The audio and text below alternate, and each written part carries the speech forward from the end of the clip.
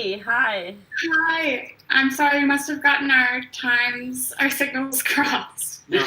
Not a Kiki? problem. I think, well, considering we're all on different sides of the world, I'm still quite impressed that we can get together with technology. So I think a slight time gap is the least of our worries. I need to say, Kiki, How are you doing? I messed up the Hi. time. Sorry, from my side. That was completely my mistake. I'll take all the fault. All the blame. No, when I look now, I see that I had one email saying 1:30 p.m. for me, and then on another poster it says 12:30. So I was like, okay, I did not sync this up. This is my lack of detail. Once again, apologies. But thank you for being here. No, I'm just happy to be here. I'm happy I just got the email and jumped in. This is great. How are you guys doing? We're doing good. It's Zach is actually, as you might see, stretching down there because I think his thumbs up. his legs and his hips are starting to give away. But Oh gosh. I think it's fine for now. I can't wait to be at the top. I think in about 15 minutes so I can do my stretch. But how are you doing? I'm doing good. I'm enjoying. I know how much pain you guys must be in, but I feel really at home on a foam roller. So I'm like, keep up the good stretching. This is great. Oh, thanks. Awesome. Well, thanks so much for joining us, Kiki. It's been such an inspiring day so far. We've had some really incredible conversations with different people that are working in the mental health space. And then previously, as you saw just before you, we were chatting with Killian, who is a triathlon endurance coach. And there's so many interesting parallels that we were making. Maybe it would be interesting if you could just start off with an introduction to yourself and what kind of work you're doing. Yeah, so I am Kiki Martire. I'm head of training and coaching with CTL Ireland. And I'm pretty new there. I've been there for about 6 months, but for 2.5 years before that, I worked with SpunOut.ie, which is the sister organization to CTL Ireland. And yeah, my basic role as a trainer and as a coach with CTL is to kind of shepherd our volunteers from their first touch point with the organization all the way through their volunteer life cycle. So whether that's setting up and training them and kind of giving them a grounding and a footing in what we're all about and what skills and good like internal supports they need to volunteer with us. And also while coaching them on the platform once they are a full-fledged volunteer. So that's a little bit about my role now and all the fun stuff we get up to. Amazing. I'd like to actually just speak a bit more about you and what you're passionate about and kind of what got you curious and interested to work in this field in the first place. As I see that you've been doing some pretty inspiring work for quite a few years now in different areas. And I always love asking people, what got you to lean into the topic of mental health? It's funny because I anticipated you asking me this, and I was talking with a friend of mine earlier on the phone, and I was like, I really didn't plan to go into mental health services. That was not my overarching goal. I feel like, and I've heard that from a lot of people in the arena where they just followed what mattered to them, or they loved about some aspect of what makes life livable and happiness and health, and then they just woke up one day and realized they were like a mental health trainer, basically, which is kind of where I found myself. But I came into the work through social justice work, being really interested in how to end the different sorts of oppressions and inequalities that we see in the world. And specifically, I was really engaged with gender-based violence and sexual violence. And that was kind of where I saw myself and where I thought I was going to stay forever, really. And when I first started to work with SpunOut, I was interested in doing healthy relationships trainings, consent trainings, and workshops. And that's where my head was at. And that area is deeply involved in the mental health space. And I was researching how to do trauma-informed education and how to connect with people using trauma-informed approaches, and literally studying different parts of psychology without really thinking of myself in the mental health space. Like I had this huge gap in my mind. I wasn't fusing them together. And kind of slowly, as I started to do more health promotion work, more work around how we can focus on holistic well-being, And kind of, we talk about mental health so much as this like separate thing just from our health, you know, like we really have that mind body separation rather than like the mind body spirit connection. So thinking about, you know, the more research I did in terms of how, you know, our brain is in our body, there's a part of our body, there's a part of our physicality and our physical health, and how it's all related, and how the oppressions and inequalities that we experience in life play with our health and play into our health and our mental health. It all became one kind of conversation for me, and one holistic picture that I wanted to focus on and like build my life around, rather than, you know, just one thing. And so I love how mental health really it gives you an in to every part of the human experience, which is where the fun happens. So yeah, that's very true. And I love that. It's been so amazing to hear every person that's joined today to speak. And a theme that Killian and I were just discussing beforehand was intrinsic motivation. And it seems like so many people that are in the mental health space are so intrinsically motivated and passionate to be there. And when you can have intrinsic motivation and passion in the work that you do, I really think like that's where so much of the magic happens. So it's really beautiful to hear that, just in the words that you use to describe, you know, the work that you're doing. Thank you. Yeah, I remember when I was younger, someone told me just figure out what makes you really angry and follow that. And that's kind of funny because I think that a lot of people do that. You know, they find something that gets like the fire in their belly or gets them really riled up and passionate.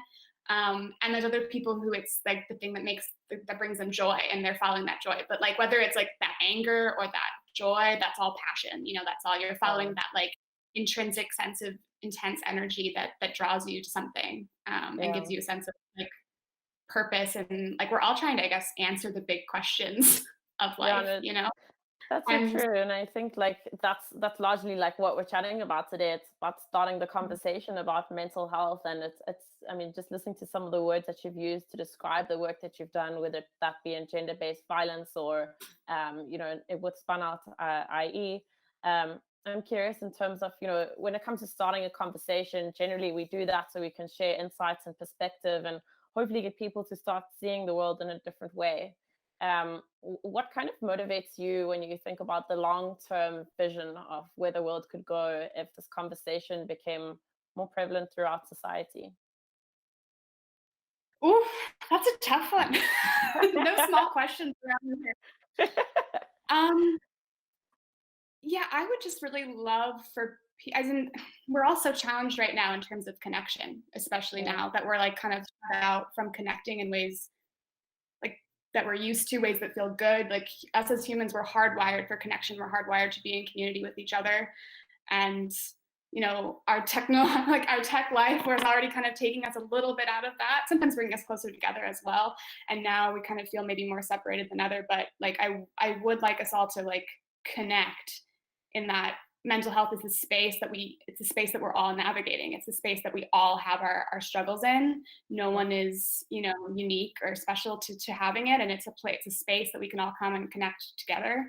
And then at that point, it's, you know, it sounds cliche, but it really isn't, like looking at everyone as a teacher and as a student, and humbling yourself to, when we come to connect, it's not a matter of this person has the answers and everyone else is here to listen. It's how can we all take every interaction that we have as a moment of shared equality and connection and learning from each other. And just sharing what it means to experience life and learn from one another in that.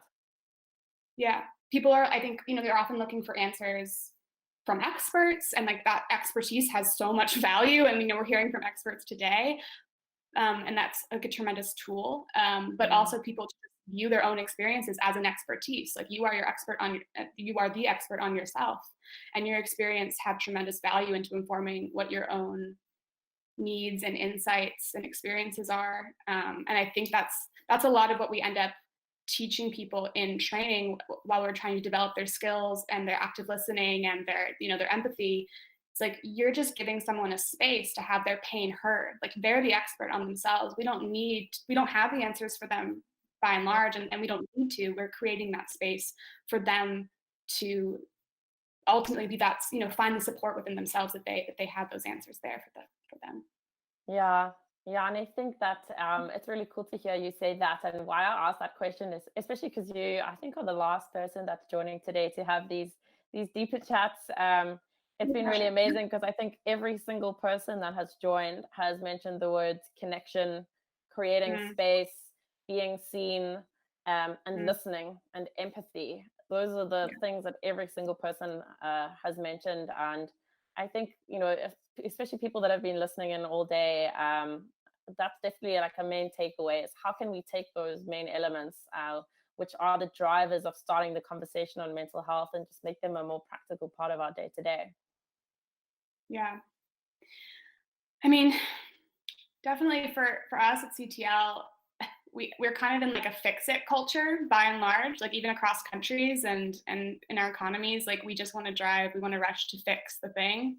And I know I'm reiterating what all the other like amazing speakers have said, but learning to in our day to day, like just it's very frustrating and difficult, but sitting with what is, which is I know something that everyone's having to do right now, Yeah. especially, but sitting with what is and not needing to rush to fix it. And that doesn't mean that we're never going to be able to fix it or that we don't have to. Like that might lead to that. But rather than feeling like we have to rush to help that person or fix their problem or fix ourselves or qualify something or explain it, to just sit with what is for a moment. And Yeah. I mean that's mindfulness. I'm sure other speakers have talked about mindfulness, but that's really like mindfulness can sound scary and seem big, but that's really what it is at the end of the day. It's just taking that moment. Yeah, and I think earlier when Tolga was on, we were actually speaking about this because he works very closely and deeply in the mindfulness space, and we were having a conversation about the dualities of life and how Mm, sometimes to experience the highs, you have to experience some of the lows. And just as a precursor to this conversation and this point, he was also mentioning that it is important to note that mental health is on a full spectrum. So mm, it's just also knowing where on that spectrum you are. But in average day-to-day life, there are highs and there are lows. And as you say, it's not about just resisting the lows all the time. It's just being okay as knowing that it's a part of life. absolutely. Yeah, and for me, like we really try to encourage bringing the conversation or just like your thoughts or your awareness of your mental health just from out of here and bringing it into your whole body, which I'm sure other people have talked about today, but making it a real like somatic conversation with yourself. Mm, Like we hear that mental health happens in the body. We hear that there are you're gonna your palms sweat. We know you're stressed. You're gonna get a migraine. Like we know that, but I don't feel like we are spending enough time in the conversation to when I talk about sitting with things without rushing to fixing them, like sitting with our awareness and noticing where our stress sits in our bodies, like where it kind of flows to, where it goes. We were doing some training with our volunteers on Monday, and we were talking about the different kind of day-to-day trauma responses in the body. So we all know about like fight, flight, freeze, but also talking about fawn and the different sort of responses that it might look like or feel like for when those mm, happen, what they feel like in your body. And just being able to notice that and not needing to rush to fix it, but just noticing that those are human, normal bodily responses mm. and making friends with those responses that we have. Yeah, and I think the fact that you say make friends with them is so important because at the end of the day, those traits evolved with us because they helped us to survive and they did protect us for thousands of years. And I guess, as you said, it's about when you can become aware of when that same fight or flight is happening from a more mental state and being able to respond in the moment versus react. Yeah. Or just to yeah, I keep repeating myself, but to let it be, like to not resist it. If you're feeling that swell of emotion come up in your body, like I know we spend a lot of time pushing it down, even subconsciously, or resisting it, when maybe our body wants just like the release of tears, or the release Mm, of we need to go for like a run or something, that gets at our anger, or like allowing the feelings to just come up and bubble up. yeah. Um, we're used to kind of pushing them down day to day to get through the daily tasks that we need to get through, but you end up with a lot of pent up emotional Yeah. frustration and fatigue. So Yeah, definitely. And I think largely what we're speaking about is vulnerability, being able mm, to be vulnerable enough with yourself to acknowledge the emotions that you have, never mind being vulnerable with other people and share them and connect with other people on them. So I think, if I look at largely the way that society is, vulnerability is seen as such a weakness. Meanwhile, I really perceive it as such a strength, being able to stand up straight and express whatever state you're in, and not be scared of the response that you may get, and actually see it as a way of developing resilience. Absolutely. And like, I feel like I've come down really hard on like our generalized culture, but yeah, there's so much in our life that demands not just like perfection, but like consistency, like, oh, this person, Kiki's always like this, so if I come up in a day and I am not kind of providing the same sort of responses that I would normally have for someone, or my mood is different or changed how it usually is, people kind of, they're used to expecting a certain thing from you. So seeing people as like the multifaceted, human, imperfect beings that we all know that we are, like intellectually we know it, like really feeling that and really allowing our fullness of being and allowing our imperfections and allowing like our full complex failed like full selves and bringing those selves to the table is probably the most powerful act we could have as human beings to all bring that to a space. And I guess that's another thing that we all need to work on, is the culture of shame. Because I guess I always like to think, well, if that is what we need to do, be more ourselves, be more authentic, why are we not doing that? And I've asked some of my friends about this in terms of how open can you be at work, as an example.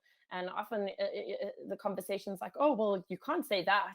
You can't mention that you're really upset, or you can't bring that forward. It makes other people feel uncomfortable, and so on. And sure, there are times and places maybe where you do have to think about how you're going to communicate your emotions.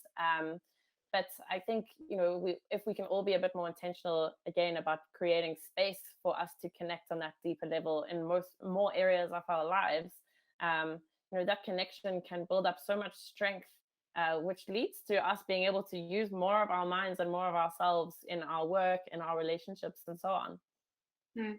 Absolutely. I think it's amazing what like setting a precedent can do, because it's just that we're all kind of stuck in our patterns. We're stuck in what we are used to, what we're comfortable with. So, if it's, we never talked about that at work before, it does feel strange and it does feel hyper vulnerable when maybe, it really isn't that big. It seems like a much bigger leap than it would be. But one person often like setting a precedent that they created a space or set the precedent to, I want to talk about this today, and this is how I think I want to have that conversation safely with other people. It's funny how quickly that becomes possible, like you set that precedent and people just run with it.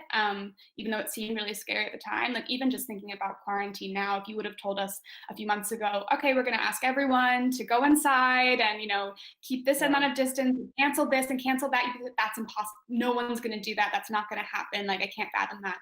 And it was definitely difficult. And now we look back and we're like, now it's just where everyone's just doing it and we've almost stopped thinking about it as much. So that's not a positive example per se, but just to say that it is incredible what setting a new norm and a new precedent can do for a community culture.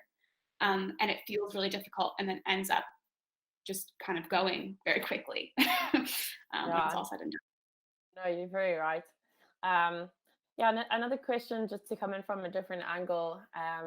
Given that you're so passionate about working in the space of mental health, and you've been part of some amazing companies that are driving change, I'm just curious to hear, given that this is the space that you are immersed in, what is inspiring you in terms of thinking about the future of the world that has a closer focus on mental health? What does that practically look like for us?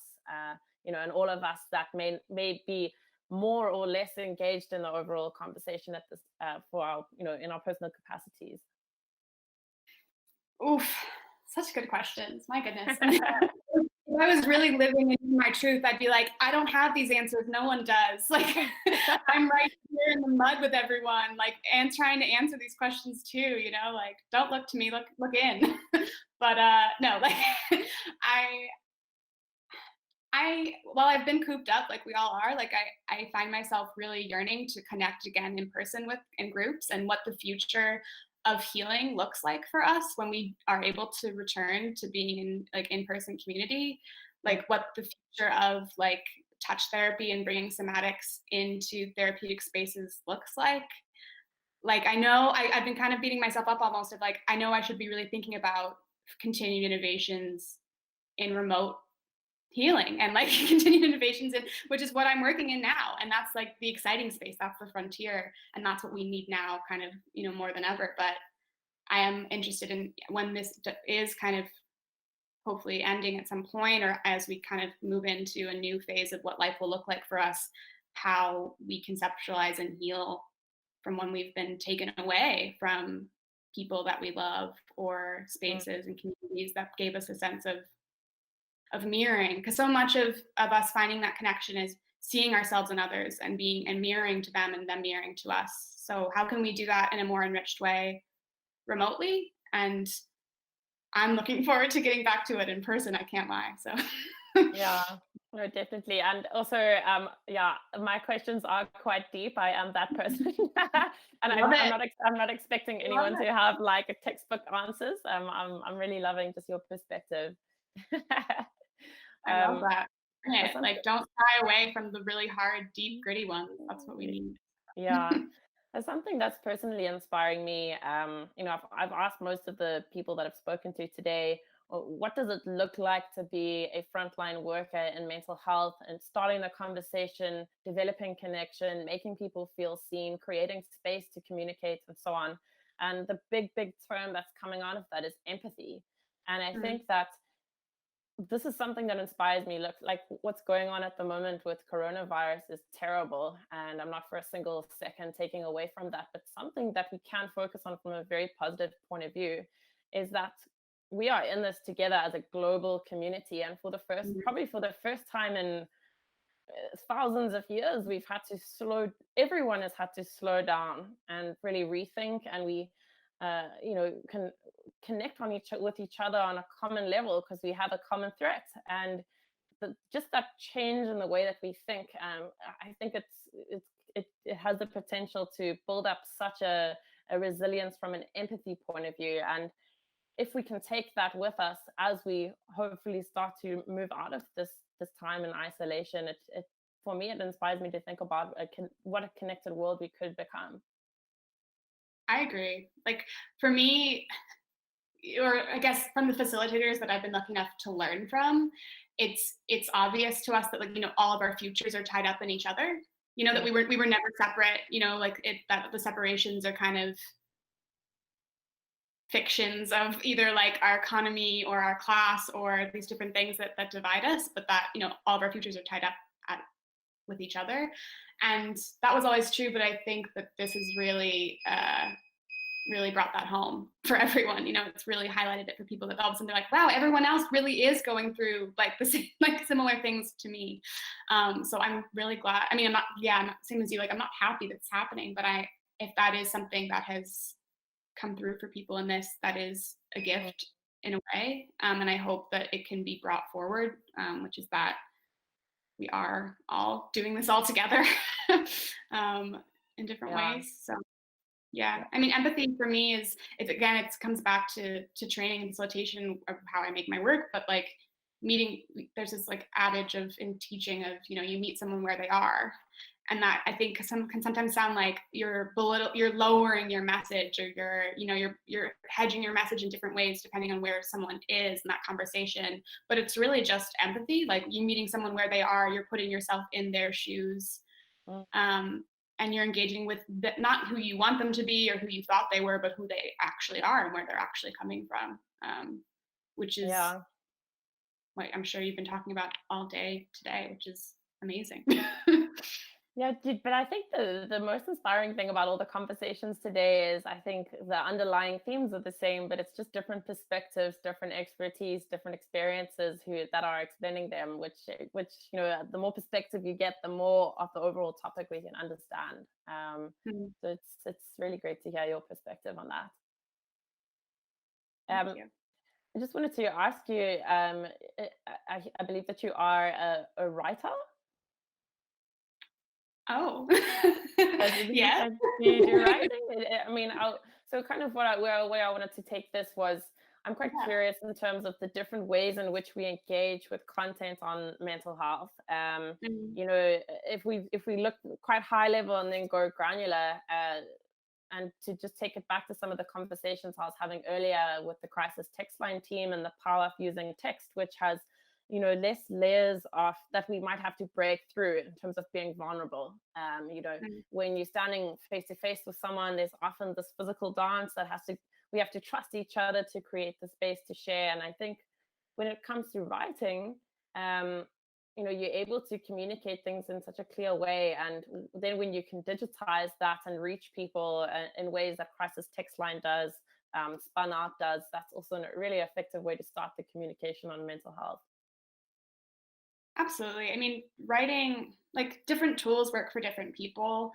Like the power of the written, I won't wax poetic about the power of the written word, but it is, we all know that's a transformative medium for people. And I Mm, do think, yeah, there's things that happen in person with people that wouldn't maybe happen over written message, and there's things that happen over written message that aren't going to happen. And when you're caught up maybe in seeing someone face to face and you're reading, you have maybe implicit biases about, oh, I see this person dresses in this way or speaks like this. And your brain's doing all these backflips into how to almost categorize them, mm, just naturally, and how we've been trained to take in the world. And so when yeah, you're taking in a piece of text, it's really stripped down to its kind of bare parts, and you're just like reading it and letting it absorb of what it means to you and your situation. It's all, the text is almost it's meeting you where you're at without even trying, actually, in a yeah, way. yeah, Um, and I yeah. was going through some of our texter feedback on the platform this morning, and it is amazing about how, I don't know, like what we do sometimes seems really simple to me. I'm like, well, we provide this training and we're telling people to, be non-judgmental, and, we're giving them these specific tools, and we give them kind of a guidebook, and is it really going to work? like sometimes I still am like, is this really gonna? And then you read the texter feedback, and just not having to deal with someone in person, or that threat or that anxiety, and then just being able to read words of affirmation for your experience on the page is like a transformative moment in 45 minutes for someone. And instinctually, I understand why that would be true. That would be transformative for me. Like it would be transformative for anyone. But Mm. it almost is shocking every time that I see it. I'm like, that's great. This is incredible. Yeah, uh, no, it's true. yeah. I think I'm just kind of thinking, as we're talking about ways in which people use digital communication to ask each other how they're doing. I've had so many instances when I've been chilling with friends, maybe wasn't having a great day, and no one asked me about it when we were hanging out together. And as soon as I left, I would have a WhatsApp message saying, "Hey, are you okay?" And while I Mhm. really appreciated that, and I thought it was beautiful that that person reached out, I always kind of wondered, like, why did that conversation not happen when we were together and we could have gone deeper because I was there and we could have, engaged on the topic and so on. Yeah. And, if linking this back to vulnerability and so on, I think that if the conversation is going to start and information technology can be the catalyst in that, that's something that's so inspiring. Absolutely. And it's like I said, like everyone's afraid of being like putting their neck out, of setting the precedent, of being the first person to kind of like break that seal of what's being unsaid. Like that elephant in the room is such a anxiety ridden space. So it makes sense to me why, it's easier for them to just leave that conversation and then send that text and be like, I really wanted to broach this then, and I couldn't, but I'm doing it now. Like that's a miracle to me. Is like, oh, like I noticed I wasn't feeling, it was a safe space, but it wasn't a brave space for me. I didn't feel like I could take that step Mm. into, I didn't feel like I could say in that moment. But then you did say it. Like that's amazing. Like I can't I'm just happy for people to access vulnerability in any way that they can, like in any medium. And how can we Yeah, make new mediums that create new ways for people to be vulnerable, because not every way is possible for every person. yeah, And I don't want to come at it and say, oh, what we all need to be working towards is being vulnerable in X way. Like that's when there is no failing, but that's when I've maybe failed. yeah, Is like, oh, we're going to do this one way and everyone has to take that one route to it. yeah. So I think what I'd like to kind of ask next, because we haven't spent too much time chatting about this today, what we have spoken about is the importance of creating a space so that people can express themselves, share, feel seen, and so on. And what we've just been speaking about now is the importance of vulnerability in that process. I'm just thinking to personal circumstances where I've been with a friend and noticed that they don't quite see themselves, they seem a little low, but then sometimes we can justify it to ourselves why we shouldn't ask them how they're doing, saying things like, oh, well, maybe it's not my space, or I don't know, what if they react a certain way, and so on. Like, how would you encourage people to kind of lean into that moment and to have the courage, to have the vulnerability, to start the conversation of how are you really doing? Yeah, like my first thing would be to just like commend them for even having that internal dialogue. Like, if the question's coming in your mind of like, "Ooh, I'm kind of worried about my friend," you've won. Like you're engaged, like you care about this person, and you're struggling with like the core human desire of how do I love this person better, basically. Like that's not easy. And if you're feeling scared and it feels scary, like you're right. Like you're not wrong, you're correct. You're not a coward. Like there's no shame in that. Like welcome that. That's amazing.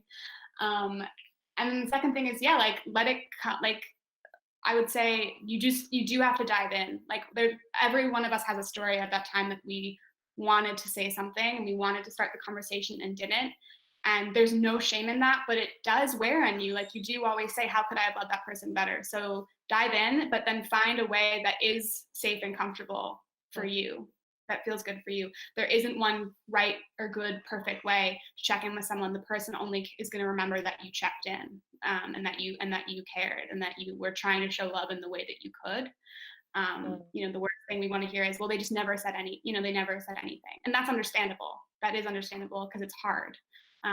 But finding the ways that work for you, or finding the way to ask, like a core tenet of our training is we risk assess for suicide in every single conversation. And that's not, what every person needs to talk about, or that's not where every person that uses our crisis service is coming to us for. Absolutely not. But to set the precedent, we have brave conversations here. We're not afraid to ask questions that maybe other people would be, not comfortable asking you, that suicide's an okay thing to talk about, that everything's on the table. Like everything's on the table for discussion here. And there's nothing that you should feel afraid to bring into the space with me. Yeah, and I guess I love that you've raised that. Something I just want to link this to a previous conversation I was having today about basic human need is love and belonging.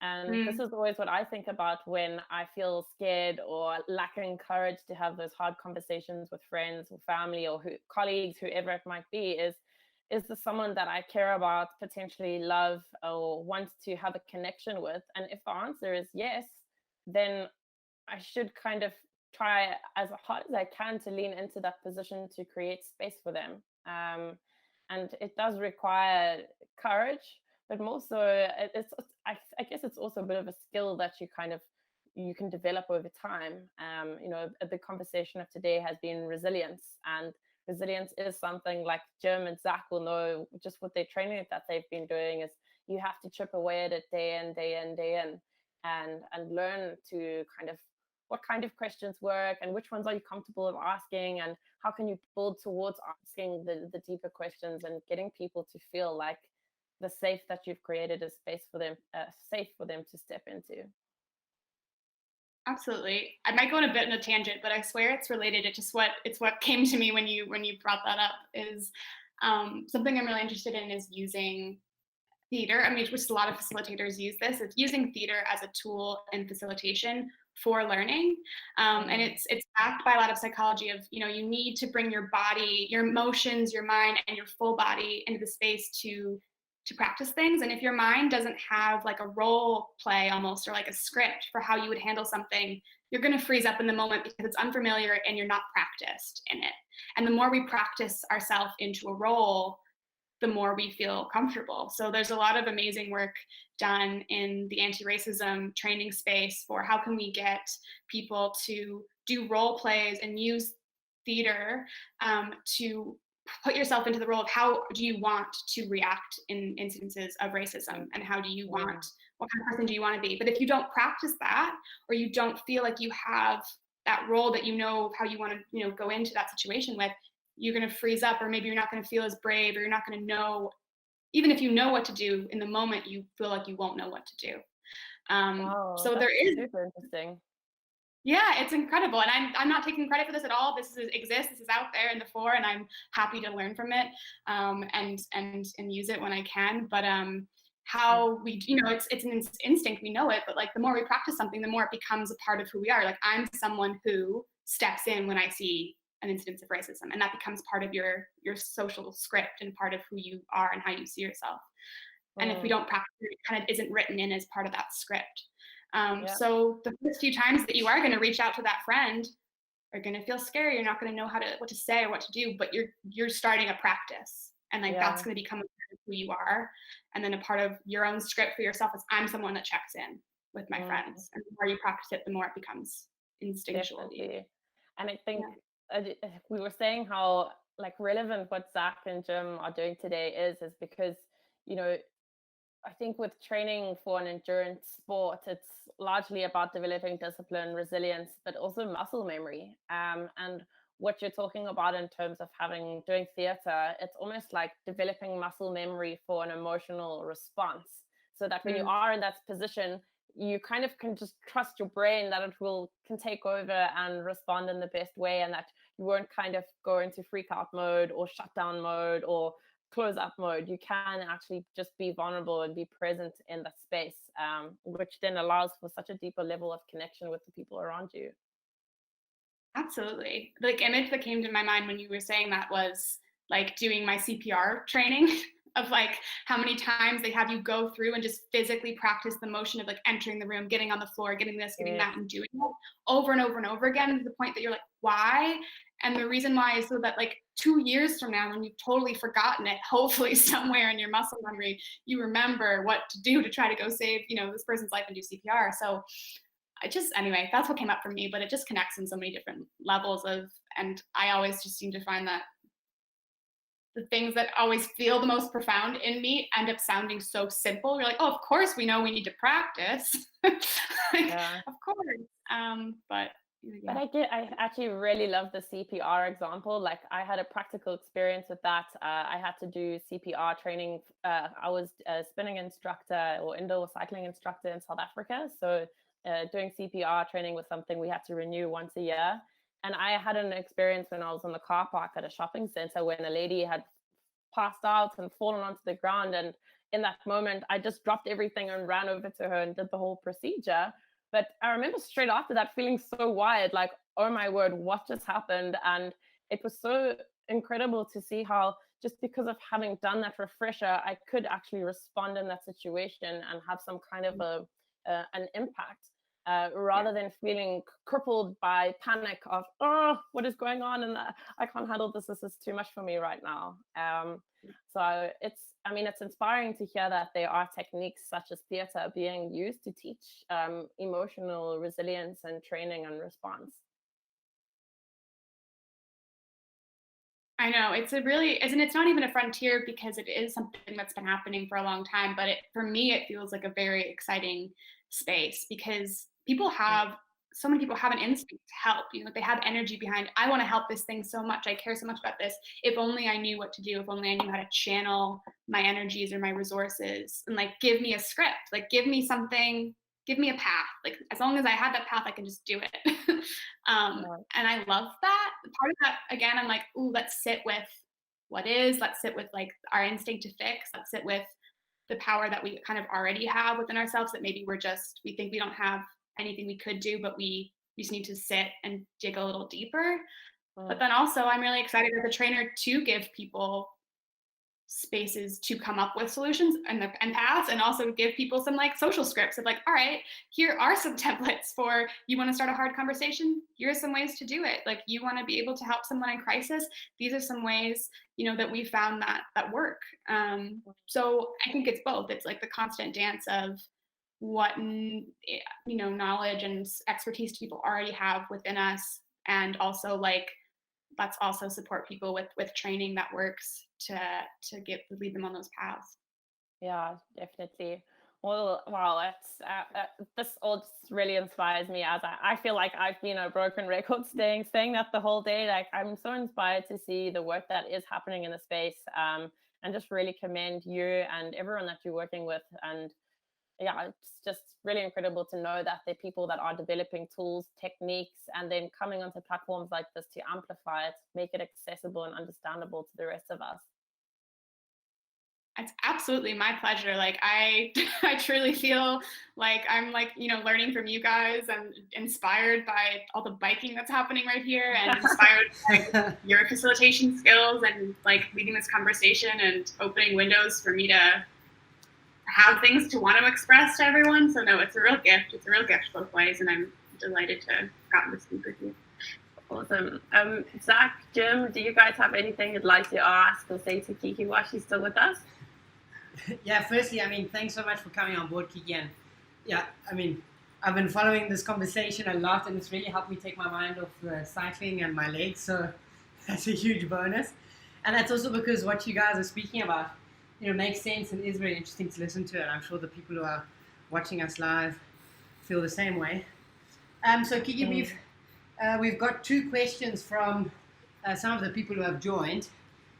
The first one is from Martin, and it says, "Hey Kiki, what is the best way to release suppressed emotions in your experience?" And then the second part of that question is, do you have experience with bioenergetics?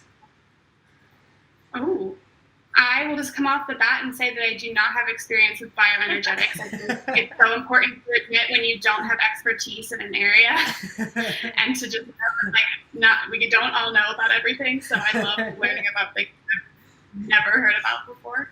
And the first question is, there's so many good ways. Ooh, it's like, for me, it's a really present question around like how do we release pent-up emotions. Is just such a present thing that I'm working on in my life, and that I think is like a real hardy question for everyone to dig into. Like, there's lots of different ways. Like, it's several steps. The first step for me, I would say, is like getting in touch with kind of the basics of your nervous system. And I don't want to go too sciencey, because I know this was just like a side question, but we have our sympathetic nervous system and our parasympathetic nervous system.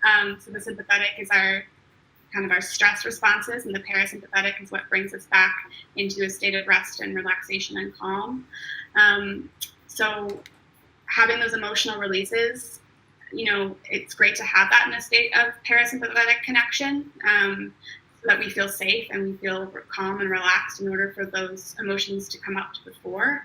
So no one likes hearing about self-care anymore, but doing those things like connecting in nature, relaxing your nervous system through meditation, like finding those calm spaces and sitting with your body, sitting with sensations that come up in your body, and just cultivating a sense of allowing for those emotions to come up, and trying to tap into when you feel an emotion, and almost that moment of you feel it and then you can sense yourself putting it away and trying to sit with it and make it present.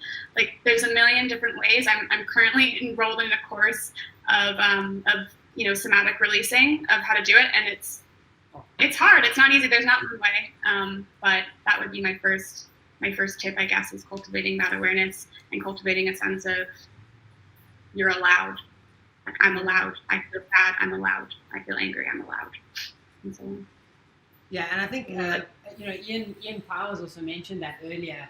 He was speaking about for you to really feel what it is like to be happy. You don't have to be happy all the time, but to understand what that kind of higher emotion feels like, you have to go through sadness. It's like you can't have a valley without a mountain, right? And I think that's kind of what you're touching on in that regard. It's like radical acceptance, I guess, it's like that there's going to be bad days, that there's going to be terrible grief, that like part of being human means a certain degree of suffering, for lack of a better word, and that kind of willingness, I guess, to ride those waves without accepting what's unacceptable, and without, saying like, and that means I shouldn't have the help and the support that I need. Like, it's not about I guess, releasing, all sense of and like betterment, but acceptance, definitely. I think, Kristin, you just commented on Jose's question. I don't know if you want to ask it. He said here, well, there's two parts. There's curiosity, and this might be an urban myth, but one of the things I believe prevents men, in brackets, big generalization, from making better decisions and becoming better leaders is our ego. Do you think this also prevents us from opening up more easily or showing vulnerability more often? And what do you think as a coach, as a coach usually use to drive the habit against that as a big hurdle? Oof.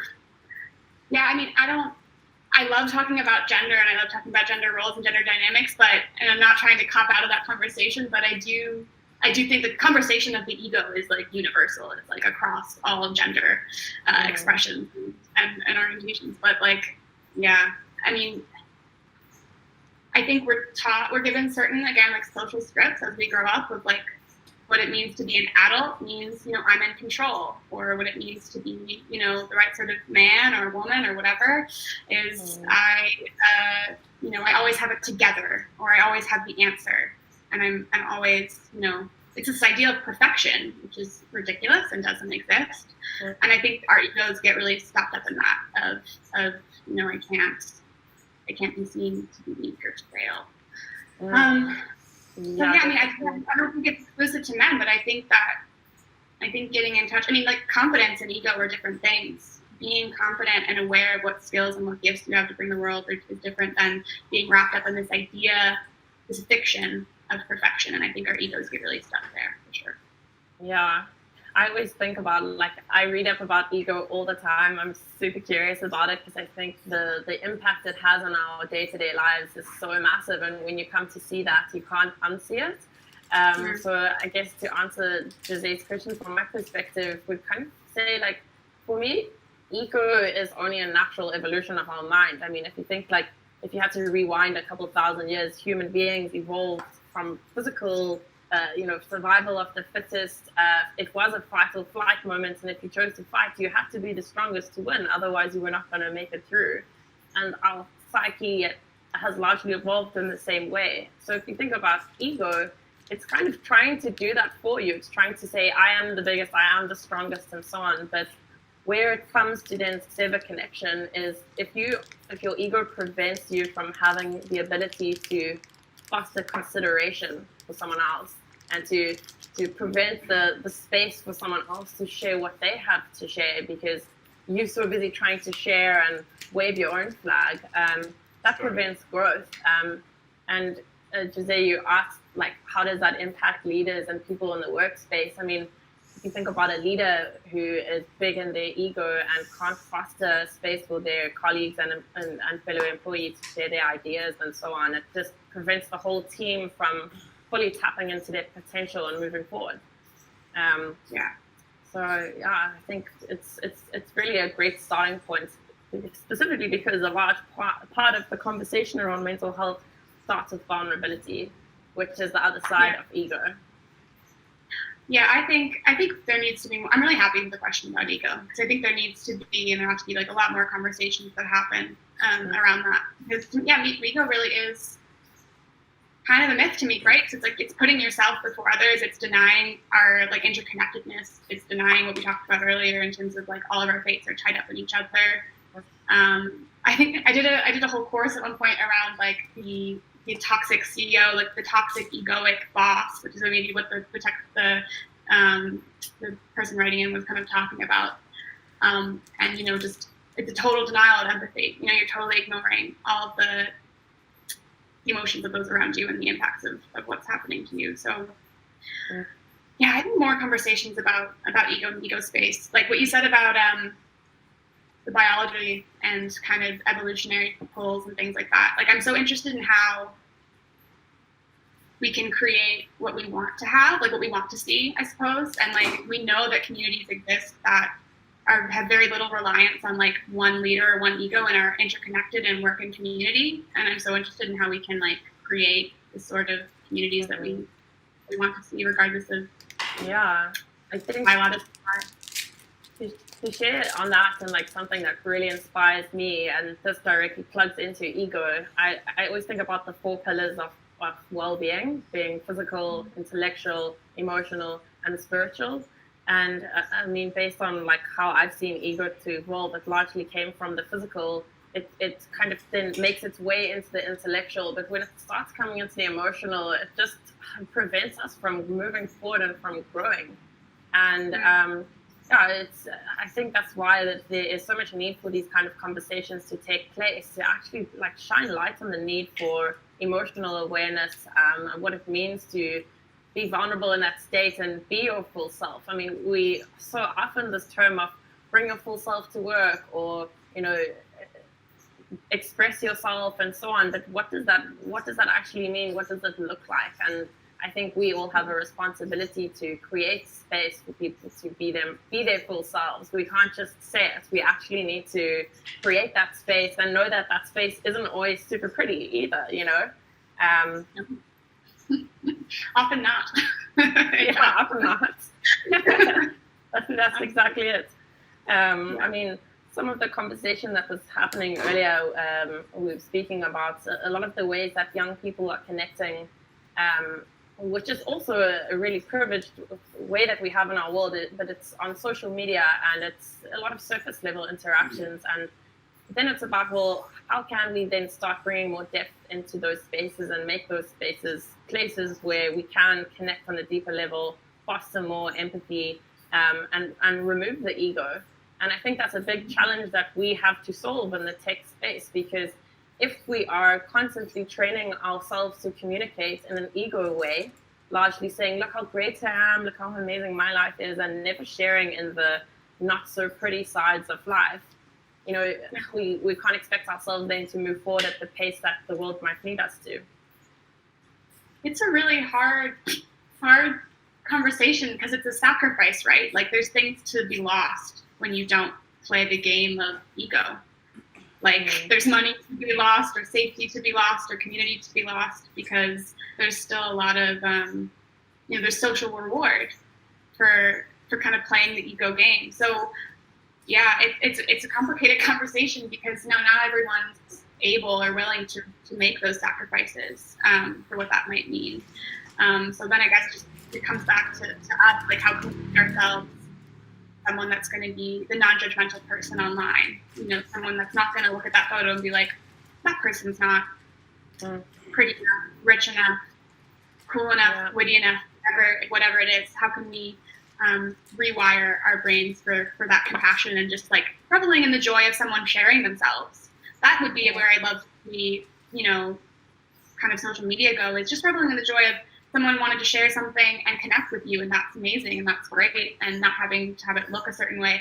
I do think that people want to push in that direction by and large, but there's still a lot of social risk and it's real tangible risk for not looking and behaving a certain way. Yeah, definitely. And I also think when we speak about creating space for people to deeply connect and share with one another, be vulnerable with one another, and maybe have some conversations around mental health, but even more broadly in the workspace and so on, it's not only about the words that you use, but it's also how you hold yourself. What body language do you use that is not ego fueled and making yourself all big and saying, look at me, I'm the dominant one around here. It's also saying to the other person, hey, you're a fellow human being that's sharing this space and sharing life experience, and like, what does it look like for you? What can I stand to learn from you? Yeah. That's scary though. Like, that's an entirely different value system than a lot of people were raised in. Yeah. Like, I would, the way we're raised is you are meant to achieve power. You're meant to achieve wealth. You're meant to achieve certain types of relationships that look a certain way, and those are achievements that you show everyone, and that's where your worth is coming from. So it's like a radical reevaluation of how we're valuing ourselves and our worth and the worth of others. That's a small thing. If it feels dangerous for someone, it's because it is, and it is scary. So I just want to kind of sit with that, and not, it's easy. It would be easy for me to say, be vulnerable online. Oh, just, bring your full self to people. that's a interpersonal and personal conversation. We all have to figure out what it looks like for us, but there are risks and it's scary. So I think being that person for someone else, being that person that they know, like, oh, if I showed that to Kiki, I at least know that Kiki wouldn't say X, Y, and Z about it, you know? Yeah. And just hope more and more people like that. Yeah, definitely. And I think that, I could go on and on speaking about the ego, but one really important thing, and I know Jim has also read this really interesting book by Ryan Holiday called Ego is the Enemy. And there's a whole chapter in that book, which is called, it says that the teacher appears when the student is ready, or something like that. And the main premise of it is saying that you can only be taught if you can leave your ego at the door and actually acknowledge that you do not know all there is to know, and so on. And then, you know, if I think about that being in the conversation with mental health, it's about being able to have a conversation, knowing that you don't have to have all the answers to someone's questions when they want to express themselves, where they're at, and so on. So I think, you know, if we are to start really getting into the depths of deeper chats in terms of, hey, how are you actually really doing? Asking someone and really actually wanting them to respond. If your ego is there, it's going to block the ability for you to actually engage with them on whatever they have to say. I see people go through that like every day in training. And I remember going through it myself when I undertook the CTL training of, you have your own ideas of, you know, I've done this self-work and I've read these books and I know these things about wellness, and, you know, I have my things that I can teach and these are my skills, right?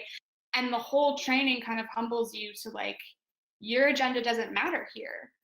Your agenda actually can't exist here. You are, for this like period of time, surrendering yourself to what someone else's needs are to be heard and what their pain is, and knowing that whether we would like to or not, we really can't fix it, but we can be one stepping stone in a, you know, hopefully a journey of them being heard and to feel like they matter and they deserve to have a space that isn't going to judge them, and where they have worth inherent to themselves. So these are just some good questions. I'm having my own like revelations as we get into this deeper myself.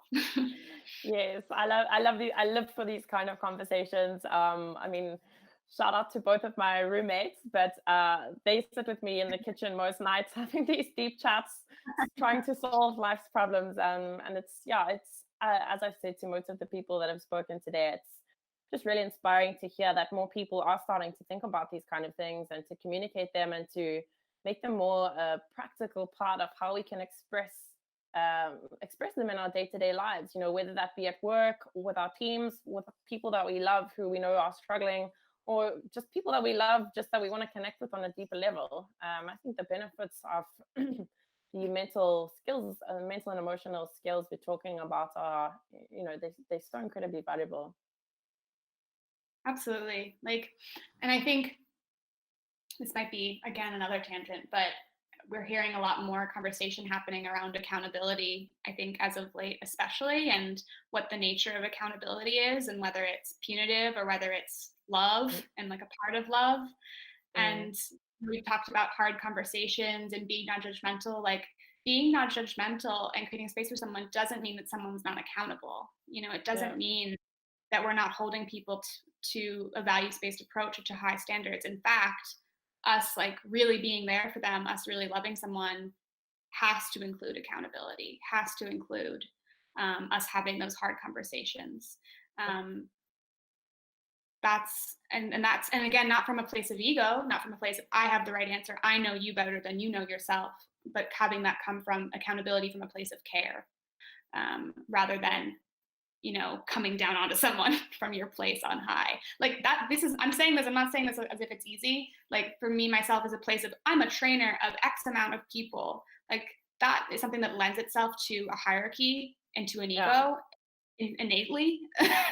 And it's like a constant, like looking over your own shoulder to figure out what energy you're bringing into it, like each day. Yeah.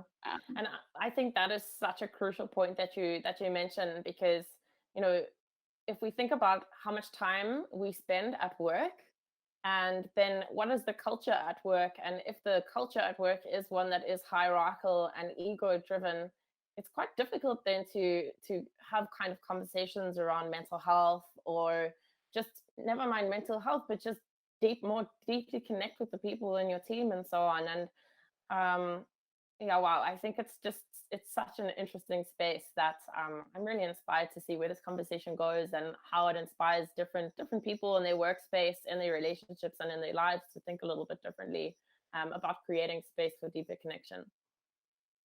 I would love to see that. I have no doubt that today is going to have those ripple effects from all sorts of different directions. And I just hope that for everyone it comes. I think I often lead things like this and I'm like, oh no, like I have to do X, Y, and Z. I have to get back on this program and I have to do that. And it's like, just come at it like starting with compassion. Compassion is like the ultimate accountability. But this stuff is hard and it feels risky because it is, and it's difficult, and there's no one right way. Anyway. Yeah, and then I mean, I guess I'll end off by saying it's very similar to physical training. Like I can see Zach sitting there on the bike, and I'm just thinking, you know, like the work that goes into training for something like this is damn hard work. But I'm telling you, when you guys get off the bikes at the end of the day, you will feel like the biggest sense of accomplishment. And I can see you nodding your head already there, like in agreement. It's the hard work is definitely worth it in the end.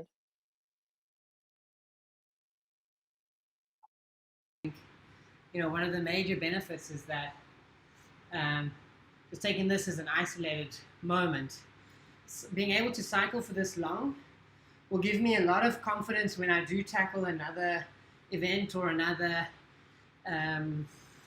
competition, because I can draw from that experience. And I think that discovery of you know, how far you can push your body, but not really that. It's kind of exploration into your body. I think that exact same thing applies to the mind. And yeah, I think Kiki, you mentioned it, kind of how people see mind and working your mind and training your mind as something completely separate from keeping your body fit, but actually your mind is in your body, so it's all one thing. Yep. Yeah, so it's just some beautiful parallels.